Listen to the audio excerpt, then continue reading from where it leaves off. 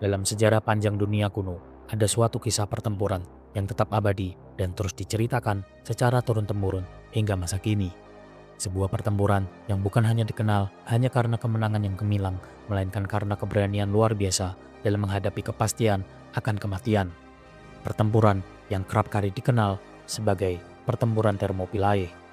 Pada sekitar tahun 480 sebelum Masehi, di sebuah celah sempit yang disebut Thermopylae atau kerap dikenal sebagai gerbang panas, dunia menyaksikan bagaimana tekad dan pengorbanan sekelompok kecil manusia mampu mengguncang fondasi kekaisaran terbesar di zamannya, yakni Kekaisaran Persia. Di sanalah pasukan kecil Sparta yang dipimpin oleh rajanya yang berani, yakni Leonidas, berdiri menghadang gelombang tak terbendung dari Kekaisaran Persia di bawah Raja Xerxes pertama. Invasi Persia ke Yunani bukan sekedar sebuah ekspansi militer saja, namun pertempuran ini adalah perpanjangan ambisi dan juga dendam kelanjutan dari konflik yang telah dimulai 10 tahun sebelumnya dalam pertempuran Marathon. Kali ini, Raja Xerxes membawa pasukan dalam jumlah yang luar biasa besar. Ribuan kapal dan ratusan ribu prajurit bersiap menggulung seluruh Yunani dan menundukkannya di bawah kaki kekaisarannya. Menghadapi ancaman besar ini, beberapa polis Yunani memutuskan untuk bersatu. Namun, perpecahan politik dan ketidaksiapan militer membuat banyak kota menunda pengiriman bala bantuan. Di tengah kebimbangan itulah, Sparta melangkah maju, meskipun sedang dalam perayaan keagamaan Karnia yang melarang peperangan. Raja Leonidas memilih untuk memimpin sendiri 300 prajurit terbaiknya ke Thermopylae dan bergabung dengan ribuan prajurit dari berbagai negara kota-kota Yunani lainnya. Mereka tidak hanya membawa harapan akan kemenangan, karena mereka menyadari bahwa jumlah musuh yang tak tertandingi adalah sebuah jalan buntu tanpa jalan keluar. Namun, mereka tetap membawa kehormatan, keyakinan, dan juga tekad mereka untuk bertempur demi tanah air tercinta. Pertempuran Thermopylae bukanlah sebuah pertempuran biasa. Pertempuran ini adalah sebuah pertempuran yang berasaskan pengorbanan yang disengaja, sebuah misi untuk menahan musuh selama mungkin, dan memberi waktu bagi Yunani untuk bersatu dan bersiap.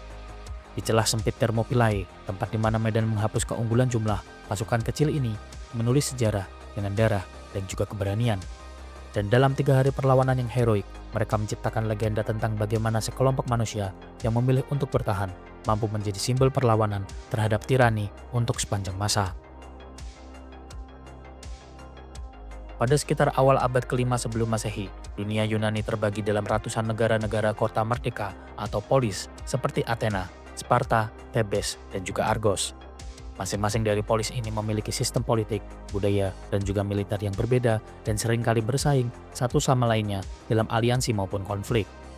Meskipun terfragmentasi, polis-polis Yunani ini memiliki identitas budaya bersama seperti bahasa, mitologi, dan juga festival keagamaan. Di sisi lainnya, Kekaisaran Persia di bawah dinasti Akhmeniyah merupakan kekuatan adidaya terbesar pada zamannya. Didirikan oleh Cyrus yang Agung dan diperluas secara signifikan oleh Raja Darius pertama, kekaisaran ini meliputi wilayah luas yang membentang dari wilayah Asia Kecil hingga lembah Sungai Indus, mencakup berbagai bangsa dan juga budaya. Ekspansi ini membawa Persia bersentuhan secara langsung dengan dunia Yunani, khususnya koloni-koloni Yunani di wilayah Ionia. Salah satu pemicu awal konflik antara Persia dan juga Yunani adalah pemberontakan Ionia yang meletus pada sekitar tahun 499 sebelum Masehi. Kota-kota Yunani di pesisir barat Asia Kecil yang berada di bawah kekuasaan Persia memberontak terhadap kekuasaan Raja Darius pertama. Kota Miletos menjadi pusat pemberontakan ini, di mana Athena dan Eretria, 2 polis Yunani dari daratan utama, mengirim bantuan militer kepada para pemberontak, termasuk membakar kota Sardis, ibu kota satrapi Lydia yang dikuasai oleh Persia. Pemberontakan pun akhirnya dipadamkan oleh Persia, tetapi tindakan intervensi oleh Athena dan Eretria dianggap sebagai penghinaan secara langsung terhadap kekuasaan Darius. Sejak saat itu, Persia mulai menyusun rencana untuk menghukum kota-kota tersebut dan menundukkan seluruh Yunani. Sebagai respon terhadap keterlibatan Yunani dalam pemberontakan Ionia, Raja Darius pertama melancarkan invasi pertama ke Yunani pada sekitar tahun 490 sebelum Masehi. Misinya jelas, yakni menghukum Eretria dan Athena sekaligus menaklukkan dunia Yunani. Invasi ini pun berujung pada pertempuran Marathon, di mana pasukan Athena, meskipun jumlahnya jauh lebih kecil, berhasil mengalahkan Persia secara telak. Kemenangan ini pun meneguhkan moral bangsa Yunani, namun juga mempermalukan Persia dengan cara yang sangat memalukan. Meskipun Darius berencana untuk melancarkan ekspedisi keduanya, kematiannya pada sekitar tahun 486 sebelum Masehi menyebabkan rencana tersebut ditunda. Setelah kematian Darius, tahta Persia diambil alih oleh putranya, yakni Raja Xerxes pertama. Xerxes mewarisi rencana ayahnya dan segera menyusun invasi baru yang jauh lebih besar untuk menaklukkan Yunani. Namun, sebelum bisa memusatkan perhatiannya ke Yunani, ia harus menghadapi berbagai pemberontakan di wilayah Mesir dan juga Babilonia yang menunda invasinya selama beberapa tahun. Begitu situasi dalam negeri mulai stabil, Xerxes mulai merancang ekspedisi terbesar dalam sejarah kuno. Hingga saat itu, yang puncaknya adalah invasi ke Yunani pada sekitar tahun 480 sebelum Masehi. Invasi kedua Persia tidak main-main, di mana Xerxes mengumpulkan pasukan dari seluruh penjuru kekaisaran, meliputi bangsa Media, Persia, Assyria, Fenisia, Mesir, India, dan banyak lainnya. Menurut Herodotus, pasukan ini mencapai lebih dari 2 juta orang banyaknya, meskipun angka realistisnya kemungkinan adalah ratusan ribu. Sebagai bentuk kekuatan laut, Persia juga mengerahkan armada besar untuk menyokong gerak maju pasukan darat. Xerxes memerintahkan pembangunan jembatan ponton raksasa di Hellespont atau sekarang berada di Selat Dardanella yang menghubungkan Asia dan Eropa, serta perintah menggali kanal melalui semenanjung Athos untuk menghindari bencana maritim yang sebelumnya menghancurkan armada Darius. Persiapan ini tidak hanya masif secara jumlah, akan tetapi juga merupakan pertunjukan kekuasaan, rekayasa, dan ambisi tak terbendung. Ketika berita tentang invasi besar Persia menyebar, polis-polis Yunani terpecah antara melawan atau tunduk kepada kekaisaran Persia. Beberapa memilih menyerah dan mengirim tanda tanah dan air kepada Persia sebagai bentuk sebuah ketundukan. Namun, polis-polis besar seperti Athena dan Sparta memilih untuk bertahan dan membentuk aliansi militer untuk melawan Persia. Pada sekitar tahun 481 sebelum Masehi, perwakilan dari berbagai polis Yunani bertemu di Korintos dan lantas membentuk koalisi pertahanan. Sparta sebagai kekuatan darat terkuat dipercaya memimpin pasukan darat, sementara Athena yang memiliki armada laut yang besar ditugaskan untuk memimpin angkatan laut. Ketika Persia mulai bergerak menuju Yunani, para pemimpin Yunani khususnya Sparta mencari lokasi strategis untuk menghadang pasukan besar musuh.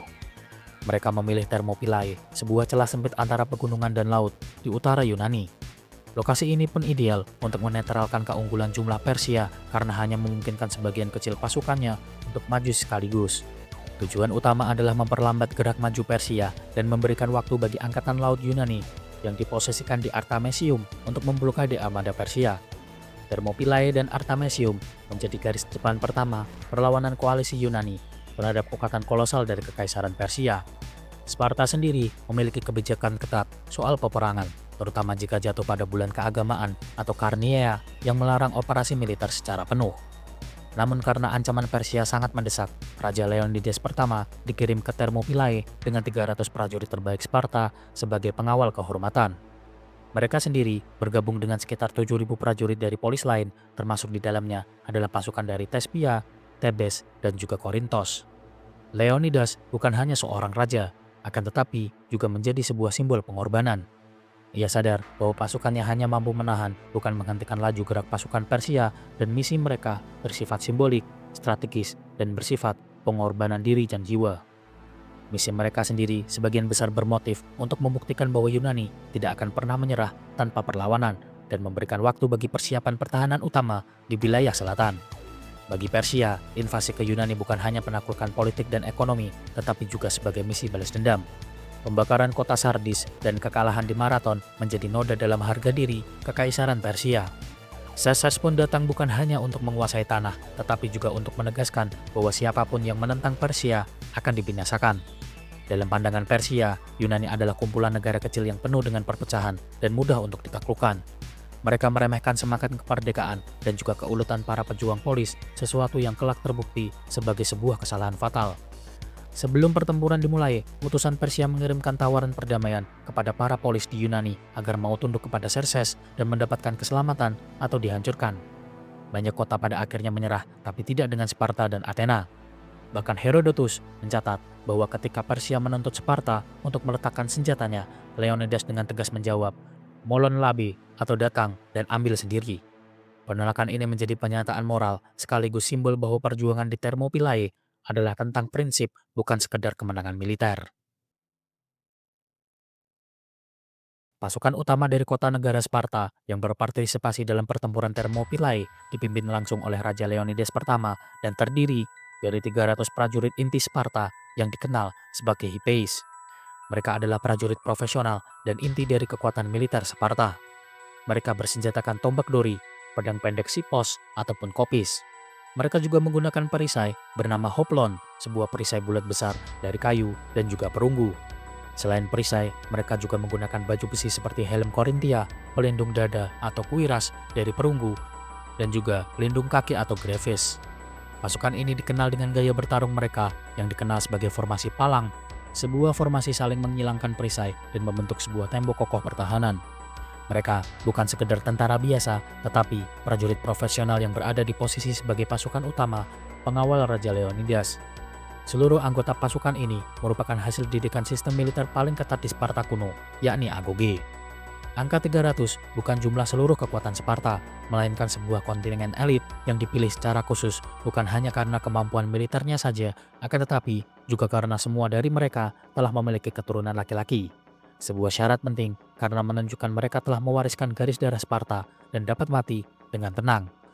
Walaupun pasukan Sparta hanya terdiri dari 300 pasukan pengawal raja khusus, namun total kekuatan negara bersatu pada pertempuran Thermopylae terdiri dari 7.000 hingga 8.000 prajurit dari berbagai polis Yunani lainnya. Pasukan gabungan tersebut terdiri dari 700 orang Thespiae, 400 orang Thebes, dan sisanya diisi oleh pasukan dari Pokis, Lokris, Korintos, dan negara-negara kota Yunani lainnya. Namun 300 pasukan Sparta memainkan peranan utama dalam struktur komando dan pertempuran garis depan dan menjadikan mereka sebagai inti dari kekuatan perlawanan Yunani. Meskipun 300 Spartai adalah tokoh utama, mereka tidak berjalan sendirian. Setiap prajurit biasanya membawa 1 hingga 2 budak militer sebagai pembawa perbekalan dan juga senjata tambahan. Mereka juga bertugas sebagai pendukung logistik, membantu pribadi, dan kadang ikut untuk bertempur. Pasukan Sparta sangat terkenal karena organisasi internalnya yang ketat dan juga disiplin yang luar biasa. Dalam komposisi pasukan Thermopylae, meskipun jumlahnya hanya 300, struktur dan penempatan mereka sangat strategis. Formasi utama yang digunakan adalah palang, dan Leonidas bertindak sebagai pemimpin sekaligus komandan militer langsung di garis depan. Para prajurit Sparta tidak hanya kuat secara fisik, tetapi juga didoktrin secara ideologis untuk tidak menyerah. Sistem pendidikan agoge berhasil membentuk mereka untuk menjadi prajurit yang tahan terhadap rasa sakit, tidak takut mati, serta mengutamakan disiplin kelompok di atas naluri pribadi. Kekuatan mental ini menjadi bagian penting dari komposisi internal yang tidak tertulis, tetapi sangat mempengaruhi bagaimana mereka bertempur. Mereka bertempur tidak hanya dengan tujuan hidup, tetapi untuk mati terhormat, dan hal ini semakin bertambah besar pada pertempuran Thermopylae. Pemilihan 300 prajurit bukan hanya karena jumlahnya saja, namun juga sebagai sebuah nilai simbolis yang melegenda, yakni tewas dengan penghormatan maksimal dan menjadi pahlawan negara. Komposisi mereka mungkin sangat kecil jika dibandingkan dengan pasukan Persia, namun mereka berisi pasukan elit yang dirancang untuk memberikan dampak psikologis yang besar kepada sekutu dan musuh.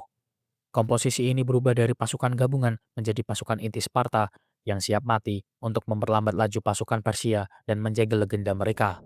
Sementara ketika Raja Xerxes pertama dari Kekaisaran Armenia Persia melancarkan invasinya ke Yunani pada tahun 480 sebelum Masehi, ia membawa serta pasukan yang merupakan salah satu yang terbesar dan paling beragam secara etnis dan militer dalam sejarah dunia kuno. Ekspedisi ini tidak hanya merupakan respon atas kekalahan ayahnya, yaitu Darius pertama dalam pertempuran Marathon, akan tetapi juga ambisi Imperial Persia untuk memperluas wilayahnya ke wilayah barat. Komposisi pasukan Persia di Thermopylae merupakan gabungan kekuatan dari berbagai bangsa taklukan dan sekutu yang tersebar di seluruh kekaisaran, mulai dari Asia Tengah, Mesopotamia, Anatolia, Levant, hingga wilayah utara India. Catatan utama tentang kekuatan ini berasal dari sumber Yunani seperti Herodotus, meskipun angka yang disebutkan seringkali diragukan oleh para sejarawan modern. Namun, dari catatan tersebut, kita bisa memperoleh gambaran terperinci mengenai struktur dan tipe-tipe pasukan yang dikerahkan oleh Xerxes dalam kampanye Thermopylae. Menurut Herodotus, Xerxes membawa sekitar 2,6 juta prajurit dengan tambahan personel pendukung yang menjadikan total hampir 5 juta orang pasukan banyaknya. Namun angka ini sangat diragukan kebenarannya dan dianggap dilebih-lebihkan, di mana para sejarawan modern memperkirakan jumlah pasukan Persia berkisar antara 70.000 hingga 300.000 banyaknya, dengan sebagian besar cenderung memperkirakan jumlah sekitar 100.000 hingga 150.000 tentara tempur dengan tambahan pasukan pendukung, logistik, dan juga pelayan. Pasukan Persia di Thermopylae dapat diklasifikasikan dalam beberapa kategori besar, di antaranya pasukan inti Kekaisaran Armeniah yang diisi oleh infanteri Persia, kavaleri Persia, dan garda abadi atau Immortals. Selain itu, pasukan sekutu dan bangsa taklukan terdiri dari bangsa-bangsa dari Asia Tengah dan Timur Dekat, pasukan dari Anatolia dan Kaukasus, pasukan dari Levan dan Mesir, serta kontingen pasukan dari wilayah India Barat dan juga Asia Selatan, serta pasukan pendukung dan non-tempur yang terdiri dari pasukan logistik dan transportasi, teknik dan juru bangunan, dan juga armada laut. Infanteri Persia merupakan tulang punggung dari pasukan darat Xerxes. Mereka biasanya mengenakan baju linen berlapis dan membawa perisai anyaman rotan atau dikenal sebagai spara, tombak pendek, pedang, dan juga panah. Infanteri ini tidak berlapis baja seperti hoplitas Yunani dan lebih mengandalkan kecepatan serta kelincahan. Infanteri Persia sendiri dibagi menjadi dua kelompok besar, yaitu infanteri ringan yang diisi oleh pasukan bersenjata panah dan lembing ringan, di mana mereka tidak cocok untuk pertempuran langsung seperti di celah sempit Thermopylae, dan juga pasukan infanteri berat yang mengenakan lebih banyak pelindung dan bertugas untuk mendobrak posisi musuh dalam barisan yang lebih rapat. Selain itu, ada juga pasukan garda abadi atau Immortals yang merupakan sebuah unit elit yang terdiri dari 10.000 prajurit pilihan. Mereka dikenal karena jumlah mereka yang tetap, di mana kondisi ini terjadi karena di setiap kali ada korban dari pasukan immortal ini, maka akan langsung digantikan dengan pasukan lainnya sehingga jumlah mereka tetap sama. Immortals membawa tombak, busur, dan juga pedang pendek, serta mengenakan pelindung yang lebih baik jika dibandingkan dengan infanteri reguler. Namun, armor mereka masih kalah berat jika dibandingkan oblitas Yunani. Mereka memiliki posisi istimewa dalam formasi dan biasanya ditempatkan di bagian depan serangan atau sebagai penjaga pribadi raja. Immortal sendiri memiliki pelatihan lebih baik dan seringkali dianggap sebagai unit pemukul utama dari Raja Xerxes. Selanjutnya, pasukan kavaleri yang merupakan salah satu keunggulan Persia dalam medan terbuka. Namun di Thermopylae yang merupakan celah sempit antara gunung dan laut, kavaleri tidak dapat dimanfaatkan secara maksimal. Jenis-jenis kavaleri yang dibawa antara lain kavaleri ringan dengan busur panah, kavaleri berat bersenjatakan tombak dan pedang, serta kavaleri berkuda dari bangsa Skythia dan juga Bactria. Kavaleri ini diposisikan di tempat terbuka dan berfungsi lebih besar dalam pengembukan dan pengejaran di luar Thermopylae. Salah satu kekuatan utama pasukan Persia adalah jumlah besar pemanah, terutama dari bangsa-bangsa seperti Media, Elam, dan juga Parthia. Mereka dilatih untuk menghujani musuh dengan anak panah dalam jumlah yang luar biasa banyak. Pemanah Persia tidak mengenakan banyak pelindung tubuh sehingga sangat efektif dari jarak jauh, tapi sangat rentan terhadap pertempuran jarak dekat seperti yang terjadi di Thermopylae. Selain pasukan utama Persia, Xerxes juga membawa pasukan dari seluruh penjuru kekaisaran yang berkontribusi tidak hanya dalam jumlah, tetapi juga keunikan taktik dan juga perlengkapan. Pasukan-pasukan tersebut diantaranya berasal dari Medes dan Elamets yang berperan sebagai pasukan infanteri menengah dan juga pemanah. Pasukan dari Bactria dan Gandhara yang membawa gajah perang, pasukan dari Skythia dan Saka dari wilayah Asia Tengah yang terkenal sebagai pemanah berkuda, pasukan dari Mesir yang membawa pasukan Mesir bersenjata khas seperti kampak dan tombak pendek, pasukan Fenisia dan Syria yang dikenal sebagai pelaut ulung, dan juga pasukan dari Armenia dan Kapadokia yang dikenal membawa senjata berat. Selain pasukan-pasukan tersebut, ada juga pasukan Anatolia dan Kaukasus, di mana bangsa-bangsa di Anatolia seperti Lydia, Irigia, dan juga Karia, serta dari pegunungan Kaukasus seperti Koichis dan Albania menyumbangkan pasukan bersenjata campuran, termasuk di dalamnya adalah pemanah, prajurit tombak, dan infanteri dengan pedang melengkung. Mereka mengenakan armor dari perunggu atau kulit dan helm hias khas lokal mereka masing-masing. Komposisi besar dan multi-etnis pasukan Persia meskipun mengesankan secara jumlah namun memiliki beberapa kelemahan di medan seperti Thermopylae. Hal ini terjadi karena Thermopylae merupakan sebuah medan pertempuran yang dikenal sangat sempit sehingga membuat banyak unit pasukan Persia, terutama kavaleri dan pemanah jarak jauh, tidak efektif. Hal ini pun diperparah dengan kurangnya koordinasi antar bangsa dengan bahasa dan pelatihan yang berbeda. Pasukan pertama yang tiba di celah Thermopylae atau Hell's Point pada awal pertempuran adalah gabungan dari beberapa kontingen Yunani di bawah komando Raja Leonidas. Mereka tiba lebih dahulu untuk mengamankan jalur sebelum pasukan Persia datang. Pasukan Yunani segera membentuk garis pertahanan di celah Thermopylae yang lebarnya hanya sekitar 15 meter pada waktu itu. Raja Xerxes mengirim utusan untuk meminta penyerahan, akan tetapi Leonidas tetap menolak secara terkenal dengan jawaban, "Datang dan ambillah sendiri." Tersulut oleh jawaban Leonidas, Xerxes pun mulai memerintahkan pasukannya untuk maju.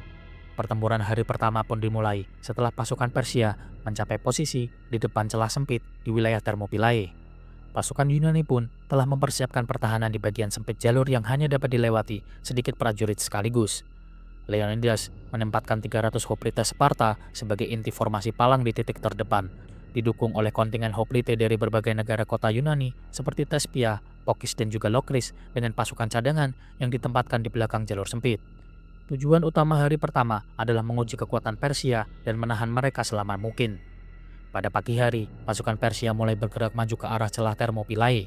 Xerxes mengerahkan infanteri reguler dari barisan depan untuk melakukan serangan pertama. Pasukan Yunani tetap bertahan di posisi mereka dan membentuk formasi palang serapat di area tersempit jalur sehingga hanya sebagian kecil pasukan Persia yang dapat maju sekaligus. Persiapan ini pun memungkinkan pasukan Yunani untuk mengurangi keunggulan jumlah pasukan Persia. Hoplites Sparta berada di barisan terdepan, sekutu Yunani lainnya membentuk lapisan belakang dan bersiap mendukung atau mengganti posisi jika diperlukan. Tidak ada serangan awal dari pihak Yunani sebelum pasukan Persia masuk dalam jarak efektif. Xerxes pun pada akhirnya memerintahkan infanteri lini pertama untuk menyerang pada siang hari. Serangan awal dilakukan oleh pasukan infanteri ringan dan menengah Persia yang dilengkapi dengan perisai kecil dan juga tombak lebih pendek daripada hoplite Yunani. Mereka maju dalam gelombang serangan untuk mencoba menembus pertahanan di jalur sempit. Pasukan Persia yang kesulitan menyerang karena celah sempit membatasi jumlah prajurit yang dapat bertempur sekaligus. Barisan depan Persia bertabrakan dengan formasi palang Yunani secara langsung. Dalam kontak pertama, pasukan Persia gagal untuk menembus dinding perisai hoplites dan sebaliknya, tombak panjang hoplites memungkinkan mereka untuk menyerang terlebih dahulu sebelum pasukan Persia dapat menggunakan senjata mereka dengan efektif. Sparta menerapkan taktik rotasi formasi yang disiplin ketika barisan depan mulai lelah. Raja Leonidas memerintahkan rotasi ke bagian barisan belakang tanpa membubarkan formasi palangs. Sistem ini pun menjaga daya tahan tempur pasukan sepanjang hari. Persenjataan mereka yang berat dan perisai yang besar memberikan keuntungan pertahanan meskipun dalam medan celah yang sempit. Gelombang serangan Persia terus berulang, tetapi setiap gelombang yang maju selalu terbatas jumlahnya. Jalur sempit dan dinding batu di salah satu sisi memaksa Persia bertempur dalam kondisi tidak menguntungkan. Setelah beberapa jam serangan awal tidak berhasil, Raja Xerxes memerintahkan pasukan elit Immortals untuk maju. Immortals adalah infanteri terbaik Persia dengan perlengkapan lengkap dan disiplin yang tinggi, dan karena ekspektasi tersebut, mereka diharapkan dapat menembus pertahanan Yunani. Immortal pun maju dalam formasi rapat untuk memanfaatkan kekuatan jumlah dan juga kualitas mereka. Namun kondisi medan yang sama tetap membatasi efektivitas mereka dan terbukti tombak panjang hoplites Sparta tetap unggul dalam pertempuran jarak dekat di jalur yang sempit. Serangan Immortals berlangsung beberapa gelombang banyaknya, akan tetapi tetap saja tak bisa menghadapi rotasi teratur hoplite dan koordinasi pasukan Yunani yang rapi. Sepanjang hari pertama, pasukan Yunani berhasil mempertahankan posisi tanpa kehilangan formasi dan setiap kali Persia menekan, dinding perisai palang tetap bertahan. Hoplite Sparta di barisan depan terus menahan serangan dengan formasi padat yang membuktikan bagaimana kekuatan fisik, disiplin, dan pengalaman bertempur hoplite dan menjadikan serangan Persia tidak efektif sama sekali. Persia mencoba memanfaatkan panah untuk mendukung serangan darat. Namun posisi terlindung di celah sempit dan penggunaan perisai hoplon oleh hoplite mengurangi dampak serangan panah tersebut. Dalam beberapa kasus, barisan terdepan hanya melakukan pergeseran kecil untuk mengurangi korban panah sambil tetap menjaga formasi. Sepanjang hari pertama, Persia mengalami kerugian besar akibat pertempuran frontal yang berulang-ulang. Pasukan Yunani kehilangan beberapa hoplite, tetapi kerugian relatif kecil jika dibandingkan dari pihak Persia. Keunggulan posisi defensif, penggunaan formasi palang, dan rotasi yang disiplin memungkinkan mereka bertahan sepanjang hari. Menjelang sore, setelah serangan berulang kali gagal memecah pertahanan Yunani, pasukan Persia pun mundur untuk mengatur ulang formasi. Xerxes pun memutuskan untuk menghentikan serangan secara langsung pada hari itu karena kelelahan pasukan dan tingginya korban di pihaknya.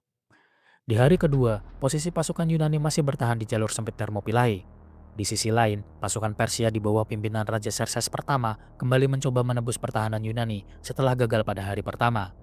Sejak pagi, Persia memulai serangan baru dengan mengerahkan infanteri dalam jumlah yang besar. Seperti pada hari pertama, strategi Persia tetap sama, yaitu mencoba memanfaatkan keunggulan jumlah mereka untuk mendorong pasukan Yunani untuk keluar dari jalur sempit dan mematahkan formasi palang. Jalur Thermopylae yang sempit membuat mereka tidak dapat menurunkan seluruh pasukan secara sekaligus sehingga serangan berlangsung bergelombang. Pasukan Yunani mengatur rotasi pertahanan, Hoplite Sparta berada di garis utama bergantian dengan pasukan sekutu untuk menjaga stamina mereka. Formasi palang dijaga rapat agar tembok dan perisai saling melindungi. Setiap gelombang serangan Persia berakhir dengan kerugian besar di pihak penyerang karena ruang gerak mereka yang terbatas dan sulit untuk menembus formasi Yunani. Raja Xerxes kemudian kembali memerintahkan pasukan abadi atau Immortals, infanteri elit Persia untuk maju seperti pada hari pertama. Namun, jalur yang sempit tetap membuat jumlah mereka tidak efektif karena setiap kali mereka maju, mereka hanya dapat menyerang dalam jumlah yang terbatas dan tetap terhambat oleh perisai besar Hoplite. Pasukan Persia terus merasa frustasi dan kesulitan untuk memanfaatkan jumlah mereka yang besar dari kavaleri mereka dan terus menemui kebuntuan. Busur-busur Persia juga kurang efektif karena pasukan Yunani berlindung di balik perisai dan formasi yang padat. Sepanjang siang hingga sore, pasukan Yunani mampu menahan setiap serangan yang dilancarkan oleh Persia dengan kerugian minimal. Pada titik tertentu, Persia mencoba memvariasikan serangan dengan memaksa pertarungan jarak dekat agar dapat mematahkan tombak panjang Hoplite. Meskipun beberapa tombak patah akibat tekanan pertempuran, Hoplite tetap melanjutkan pertahanan menggunakan pedang pendek. Hal ini terjadi karena sistem rotasi pasukan membantu mempertahankan konsistensi pertahanan di jalur yang sempit. Ketika sore mendekati malam, serangan Persia mulai berkurang intensitasnya karena kelelahan dan kerugian yang besar. Upaya untuk memecah formasi Yunani pun tetap gagal dan hari kedua pun berakhir tanpa terobosan yang signifikan bagi Persia. Raja Xerxes pun harus menarik pasukannya untuk beristirahat dan menyusun strategi yang baru. Pada malam hari, seorang pengkhianat Yunani bernama Ephialtes memberitahu Xerxes tentang jalan rahasia di pegunungan yang bisa digunakan untuk mengepung pasukan Yunani dari belakang. Mendapatkan informasi yang sangat berharga ini, Persia pun segera bergerak ke arah Gunung Anapoea yang dapat digunakan untuk mengapit pertahanan Yunani. Pada hari ketiga, kondisi di Thermopylae sudah berubah sangat signifikan. Pasukan Yunani yang awalnya berjumlah sekitar 7.000 orang telah berkurang secara drastis. Banyak sekutu dari wilayah Yunani lainnya sudah mundur setelah mengetahui bahwa posisi mereka akan dikepung, terutama setelah jalur rahasia di Gunung Kalidromos diketahui dan dilalui oleh pasukan Persia melalui arahan Ephialtes. Dalam situasi ini, Raja Leonidas dari Sparta memilih untuk tetap bertahan bersama pasukan utamanya yang berjumlah 300 Hoplite Sparta, ditemani oleh sekitar 700 Hoplite dari Thespie yang memilih untuk tidak mundur, serta sekelompok kecil pasukan Tebes yang dipaksa untuk tetap tinggal. Ketika fajar menyingsing di hari ketiga, pasukan Leonidas sudah mengetahui bahwa mereka berada dalam ancaman kepungan musuh. Pengintai dan sisa pasukan pengawas dari Pokis melaporkan bahwa pasukan Persia di bawah komando Hydarnes telah berhasil melewati jalur Anapoea dan menuruni lereng untuk mengepung pertahanan Yunani dari belakang. Dengan informasi ini, Leonidas menyiapkan pasukan dalam 2 lapis pertahanan yang berisi lapisan depan yang berposisi di jalur sempit Thermopylae untuk menghadang serangan frontal pasukan utama Persia yang masih datang dari arah timur, serta lapisan belakang dan samping yang berposisi di dekat Bukit Kolonos untuk bersiap jika serangan datang dari arah belakang setelah pengepungan terjadi. Formasi ini pun memastikan bahwa meski pasukan Sparta dan sekutunya sedikit, mereka bisa memperlambat serangan Persia sejauh mungkin. Di hari ketiga, pasukan Persia di bawah komando Raja Xerxes kembali melakukan serangan frontal pada pagi hari seperti 2 hari sebelumnya. Namun kali ini, tujuan utama mereka adalah memancing perlawanan dan mengikat pasukan Yunani di posisi yang sempit agar pasukan pengepung dari jalur belakang bisa mencapai lokasi pertempuran.